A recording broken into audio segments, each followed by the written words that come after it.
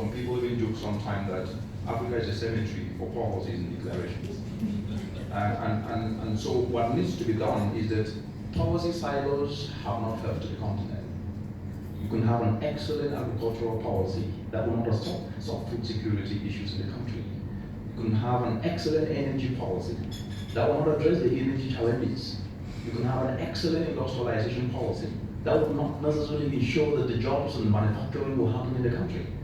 So what has been absent is to ensure that we ensure policy coherence. What does that mean? If you take Kenya Climate Smart Agricultural Strategy, an excellent masterpiece. Within this climate smart agricultural strategy, it's about utilizing approaches that work with nature, not against nature. It's about ensuring that what is produced is processed, value is added and transported to market, and linkages to information communication technology.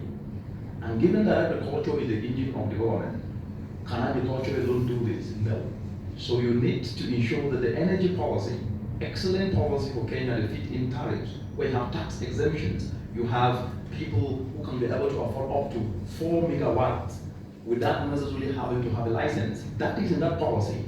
So if you synchronize it with the climate smart agricultural policy, and you synchronize it with the Finance Act, which is actually one of the best Finance Act, because within your Finance Act of Kenya 2018, what it is talking about exemptions and from pesticides and utilizing approaches that are working with nature, which then provide an incentive. If you take your cooperative policy, which is supposed to incentivize SACCOs and cooperatives to be able to loan at a low interest rate, when you combine all these policies together, then definitely you will not only incentivize an environment for private sector engagement, but also for individual citizens to be able to engage and know that, for example, if I can be able to use clean energy to add value to what I am produced, I can be able to get loans at low interest rate to purchase the solar power irrigation. I can be able then at the end of the day have a market, which then comes now to ensuring that for all the policies, agricultural policies, energy policy, industrialization policy, finance policy,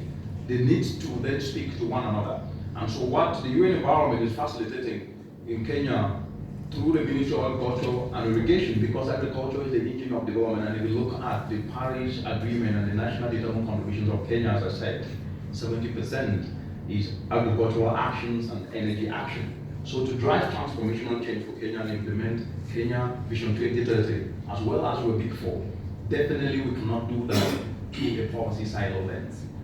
When it comes now to the oil and gas, well, I would like to start off by saying oil or gas is not a renewable resource.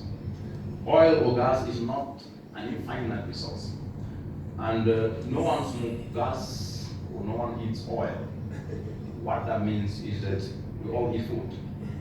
What that means is that if you want to truly address the challenges that are facing African Kenya today, food insecurity, ensuring a healthy nation, which equates to a wealthy nation, what they eat becomes important.